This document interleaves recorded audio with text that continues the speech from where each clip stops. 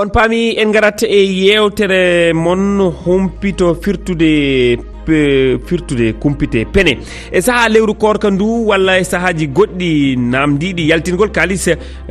wuyɓe hewɓe ina kutoro karale kese ɗe gam etade funtude yimɓeɓe ɓe neldat yimɓeɓe jokki ɓe mbiya yoɓe ɓoɗɗu hen beele eɓe keɓa balle yimɓe alɗuɓe walla balle horeɓe leyɗele tawa ɗum wodani ko fenade kabaruji fenade mbaɗi noon ina cakte no fewi e nder médiaji renduɗi hono TikTok, Facebook e WhatsApp.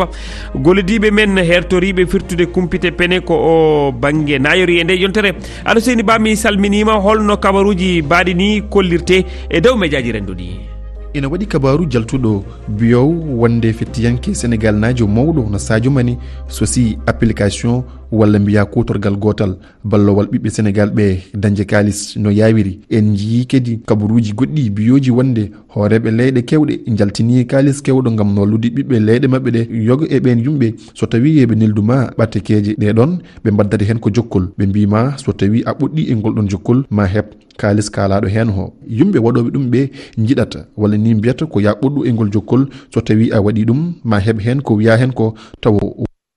ɗum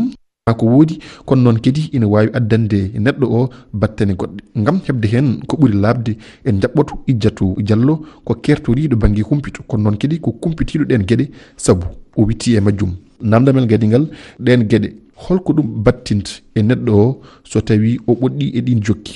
on ti si heeɓi o lien ji sifalin ɗon ka téléphone mum walla ka ordinateur mum walla ka ɗum walla ka tablette mum, on ti normalement doit ka cliquede e lien hon.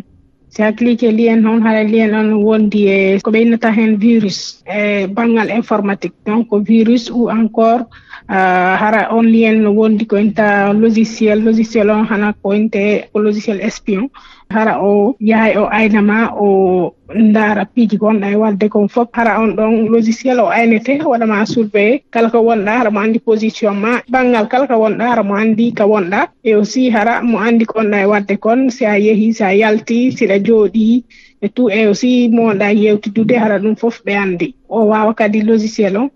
ƴetta information ji kala ko concerne ma kon, par exemple numéro téléphone ma numéro ji ma sila utilise ka téléphone ma fof bo wawi mo hendade sa cliquer e lien ji in wala accès e document ji e information ji ma privé ji ɗin fof. holko foti waɗede gam habde e kan guyka ko foti waɗede? ko min tawi ɓen solution ko sensibilisation informa yimɓe ɓen surtout informa pay koye fuɗɗo par exemple wonɓe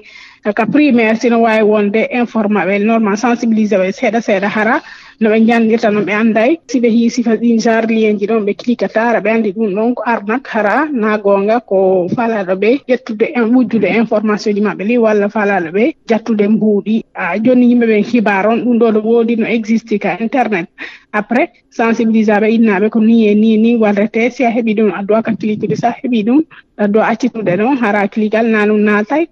gam habde eɗen gueɗe mbiɗa ko en kirjinat sukaɓe ɓe guila eɓe goni less kadi mbawen ɓenninde kabaruji ɗi ko yewti e on haali. Idjatou Diallo Allah jarama e beltinmama no fewi. jarama an kadi. bandiraɓe ko enen nandi haala fannuyanke o woni Idjatou Diallo wadde hoto goppen yidde dañde ina homta en ha eɗen mbaɗa ko hanani walla ha eɗen naata to en ganda so neɗɗo mo andama neldima yoga e gueɗe mbaɗe ni namdo ko adi nde aɗa waɗa goɗɗum saabu yiddemo kosam hoto addani wiide mbewa goggo. bandiraɓe Allah jarama on jaɗa.